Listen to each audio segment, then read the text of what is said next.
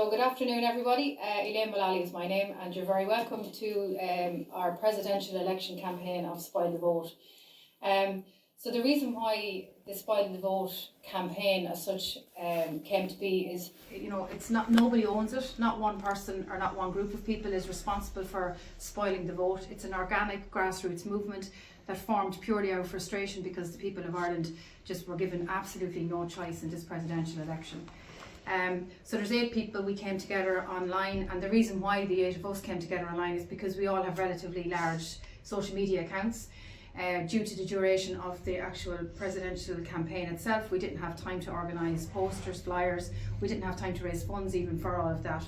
So this is a completely non-funded, where anybody at this table is paying for our way as we go. We're not getting funded by anyone, and we all came together because we want to work together. We want to give the people of Ireland some kind of hope that they can see that, you know, other people are joining forces and bringing something to the table.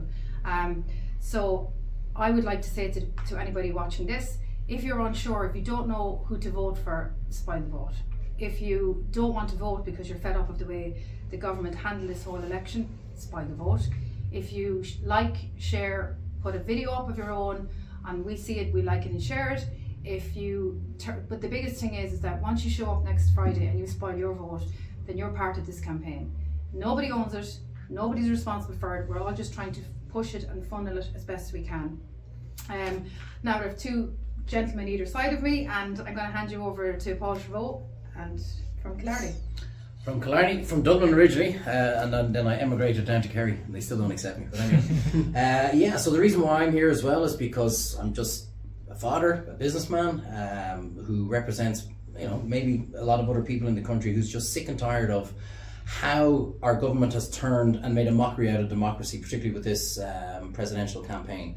And just sick and tired of it, and more for fighting down the line that if this continues like this and things go full circle down and we all of a sudden have a right-wing government, well then how would other people feel if we've only got 2 right-wing candidates running for the presidency?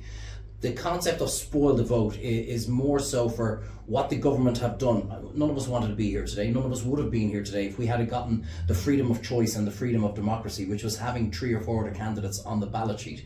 And we can argue why they're there or why they're not there, but the reality of it is that under no circumstance should a government dictate to the people of their country who they can vote for.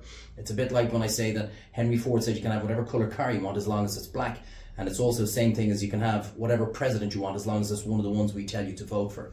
If we allow this precedent to sit, well, what follows next? Do they turn around and tell us what councillors we can vote for, what TDs we can vote for, what MEPs? Where does it stop?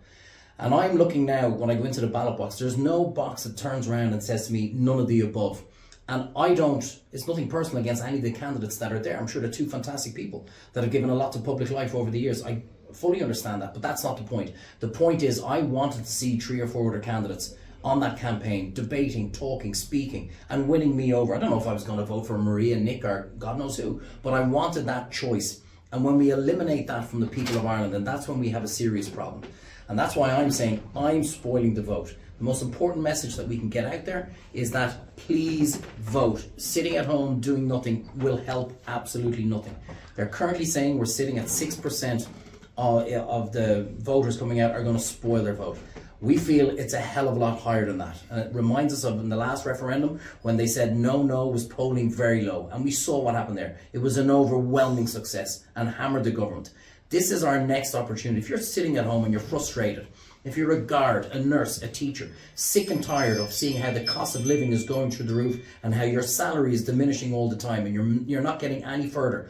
If you're sitting at home and you're just sick and tired of how a government is treating the people of this country and you feel that there's nothing I can do to make a difference, well, I'm telling you now there is. And that is to spoil the vote. Because what this will do is it will make a mockery out of the government as to how they treated the people of this country. It will prevent them from ever doing it again going down the future. And that's all we're asking. So you sitting at home thinking your 1 vote can't make a difference, trust me, if we combine all our 1 votes, it'll make a huge difference. And this government will never ever try and treat the people of Ireland like this again. And that's the only reason why we're here. Thanks, Bob. Michael McCarthy? Yeah, it's a simple message, spoil the vote. I look at it in a way that if the politicians were good people, if they're honourable, if you can imagine yourself as a politician and there was 2-3 candidates there, but you knew thousands of people wanted this one candidate and you had the chance to nominate them and just allow them the opportunity to debate, to go on TV, so people can see their ideas, see if they represent them. You would think as a politician, if you had a good heart, you'd say, okay, maybe I don't agree with them, but obviously thousands of people do. Let's give them a chance. And that was taken away from many people. Politicians seemed to push away from that. You see Fine Gael told independent to block all independent candidates, which is completely wrong. And it's just a protest against that, because it's undemocratic, it's not the way we should be running the country. And I think if you were to go out and you were going to vote for someone, you're playing their game, a rigged game that shouldn't be played. And it's better to just say, look, I'm not going to take part of it, I'm going to spoil my vote and protest this election. Thanks, Michael. Just want to make the point as well, because there are a few of the questions that come up around the whole, so, you know, why are we upset? Is it just because we didn't want to get on the ballot, is not on it? In the last presidential election 7 years ago, there were 6 candidates on that presidential ballot, and 3 of them came through the councils. In this particular election, 3 came through, but none of them came through, not one came through the council election. There was an orchestrated effort to stop democracy happening in this country, and that was Fianna Fáil and Fine Gael, one openly and one undercover, blocked every single candidate from coming through the county council route. And then they had a lot of the nomination processes were on the same day. There was 2 Mondays back to back. There was 7 or 8 nomination meetings at the same right across the country.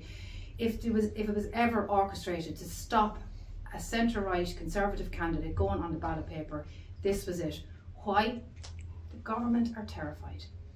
This may have been the turning point in history where people may have turned out, like in the referendum last year, where the people said, no, we're not having this. You are not telling us who we can and can't vote for, except they did. But if they had put a candidate there that the people may have said, I don't agree with everything, I don't align on everything, but fundamentally, I agree with what this person stands for. And whether that was Maria Steen, Nick Delahanty, Gareth Sheridan, it didn't really matter. It should have been all 3 in my opinion, but it didn't really matter which one or all of them to get through. None of them did. And this has, if you're sitting watching this and you're actually saying to yourself, it's not very democratic to go out and write somebody's name or a message across the top of my ballot paper, it is the most democratic thing you can do at this point in history, because we will not get another shot at this until the general elections in 4 years' time. You're going to have to watch the government dictate to all of us what we should do, who we should vote for at every single point. So now is the time. Stand up for your children, stand up for your future grandchildren, and tell them, I don't want what you are making me vote for here. And that's my message. So, right. If anyone got questions. Well, it was interesting to note, if I may, in the follow-up to that, the chap who stood in for Joe Duffy the following day, all the questions that were brought in were about people. And I think basically it woke up Middle Ireland as to what was really going on, and RTE couldn't cover it up anymore. And that's a major thing, in my opinion, that it woke up a lot of people to the depths of corruption in this country. I'd agree with you.